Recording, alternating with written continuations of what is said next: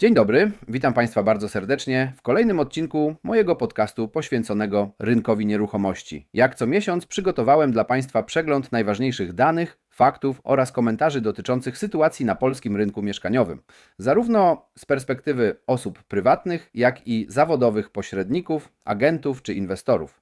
Dzisiaj spojrzymy na aktualne ceny mieszkań w różnych częściach Polski, zastanowimy się, czy kredyty hipoteczne rzeczywiście wracają do łask. Przyjrzymy się rynkowi wynajmu oraz aktywności deweloperów.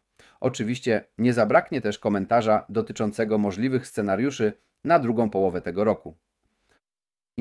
Na początku tradycyjnie zachęcam do subskrypcji mojego kanału na YouTube. To najlepszy sposób, aby nie przegapić kolejnych odcinków. Jeśli uważają Państwo moje materiały za wartościowe, można również wesprzeć moją pracę poprzez Patronite. Link znajduje się w opisie odcinka. I wreszcie zapraszam serdecznie na symen24.pl, gdzie dostępne są kursy online dla pośredników nieruchomości, inwestorów oraz wszystkich, którzy chcą bezpiecznie i skutecznie poruszać się po rynku nieruchomości. Zacznijmy od najbardziej podstawowego, ale jednocześnie najczęściej zadawanego pytania: jak zmieniają się ceny mieszkań? Według najnowszych danych Narodowego Banku Polskiego oraz raportów branżowych, średnia cena transakcyjna metra kwadratowego mieszkania na rynku pierwotnym w pierwszym kwartale tego roku w Warszawie przekroczyła 16 tysięcy złotych. W Krakowie jest to już ponad 15 tysięcy, we Wrocławiu ponad 14 tysięcy złotych. To, co należy jednak mocno podkreślić i często jest to pomijane w mediach, to fakt, że rynek nieruchomości jest z natury wysoce lokalny. Sytuacja w dużych aglomeracjach będzie diametralnie różna od tego, co obserwujemy w miastach powiatowych czy w lokalizacjach peryferyjnych. Różnice w cenach wynikają z dostępności pracy, infrastruktury, popytu migracyjnego, jakości oferty edukacyjnej, a także atrakcyjności turystycznej lub wypoczynkowej danego regionu. Przykładowo, w miastach takich jak Rzeszów, Białystok czy Opole ceny są zauważalnie niższe niż w Warszawie, ale mimo to i tam odnotowano wzrosty rzędu kilku, a nawet kilkunastu procent w skali roku. Przy czym trzeba również powiedzieć, że porównując pierwszy kwartał tego roku do czwartego kwartału roku ubiegłego, w niektórych miejscowościach pojawiły się spadki ceny. Z kolei w miejscowościach wypoczynkowych, takich jak Kołobrzeg, Zakopane czy okolice Mazur, mamy do czynienia z bardzo dynamicznym rynkiem inwestycyjnym. Deweloperzy chętnie realizują projekty apartamentowe i osiedla domów jednorodzinnych, kierowane zarówno do inwestorów, jak i zamożniejszych klientów indywidualnych. Należy również zauważyć, że w takich lokalizacjach obserwuje się wzmożoną aktywność inwestorów z dużych miast, którzy szukają alternatywy dla klasycznych lokat kapitału. Mieszkania i apartamenty w miejscowościach wypoczynkowych są często wykorzystywane sezonowo lub wynajmowane krótkoterminowo, co zwiększa ich atrakcyjność inwestycyjną. Jeśli więc analizujemy ceny, należy to robić nie tylko w skali kraju, ale przede wszystkim w kontekście konkretnej miejscowości, dzielnicy, a czasem wręcz konkretnej ulicy. Takie podejście pozwala lepiej zrozumieć dynamikę lokalnego rynku i podejmować trafniejsze decyzje inwestycyjne lub zakupowe. Przechodząc do finansowania, sytuacja kredytowa również ulega stopniowym zmianom. Po dramatycznym spadku liczby udzielanych kredytów na przełomie roku 2022 i 2023 obecnie obserwujemy powolne, ale zauważalne odbicie. Oprocentowanie kredytów, mimo że nadal wysokie, ustabilizowało się. Średnie RRSO, rzeczywista roczna stopa oprocentowania, dla kredytu hipotecznego z wkładem własnym 20% w wielu bankach wynosi obecnie około 7,2%. A zdolność kredytowa przeciętnego gospodarstwa domowego wzrosła, głównie z powodu rosnących dochodów oraz złagodzenia rekomendacji Komisji Nadzoru Finansowego. Banki nadal ostrożnie podchodzą do oceny ryzyka, a klienci wykazują większą ostrożność przy podejmowaniu decyzji o wieloletnim zobowiązaniu. Niestety nadal brak jasnych informacji dotyczących zapowiadanego w kampanii wyborczej programu Kredyt 0%, zwany później kredytem na start. Jeszcze niedawno mówiło się o możliwym uruchomieniu go jesienią tego roku, lecz już niedługo po wyborach pojawiły się opinie, że należy zakończyć finansowanie tego typu mechanizmów, jako że zaburzają one naturalną równowagę rynkową. Co to oznacza dla pośredników i doradców? Przede wszystkim konieczność jeszcze silniejszej edukacji klientów, przedstawienia im realnych kosztów finansowania oraz alternatywnych scenariuszy, takich jak zakup z własnych środków, najem długoterminowy czy inwestycje grupowe. Klient oczekuje dziś konkretu, porównania i rzetelnej analizy, a także wsparcia na etapie pozyskiwania kredytu, kontaktu z doradcą oraz negocjacji z bankiem. To wszystko może i powinno być elementem oferty profesjonalnego pośrednika. Rynek wynajmu w Polsce znajduje się obecnie w fazie względnej stabilizacji, choć nadal obserwujemy wysokie stawki w dużych miastach. W Warszawie, Wrocławiu czy Krakowie miesięczny koszt wynajmu mieszkania dwupokojowego oscyluje wokół 3 do 4 tysięcy złotych. W przypadku kawalerek często przekracza 2,5 tysiąca złotych, szczególnie w dobrze skomunikowanych dzielnicach. Wzrost czynszów w ostatnich latach był napędzany przez 3 główne czynniki. Ograniczoną podaż mieszkań, wzrost stóp procentowych, który zniechęcił wielu właścicieli do sprzedaży nieruchomości oraz napływ ludności, w tym również obywateli Ukrainy. Jednocześnie z rynku praktycznie zniknęły oferty o niskim standardzie. Najemcy stają się coraz bardziej wymagający, oczekując nowoczesnych mieszkań, umeblowanych i dobrze utrzymanych.